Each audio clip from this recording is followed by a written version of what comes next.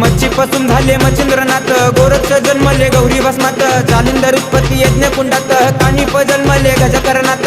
अलख निरंजन नवनाथाय नमः, अलख निरंजन नवनाथाय नमः, अलख निरंजन नवनाथाय नमः, अलख निरंजन नवनाथाय नमः।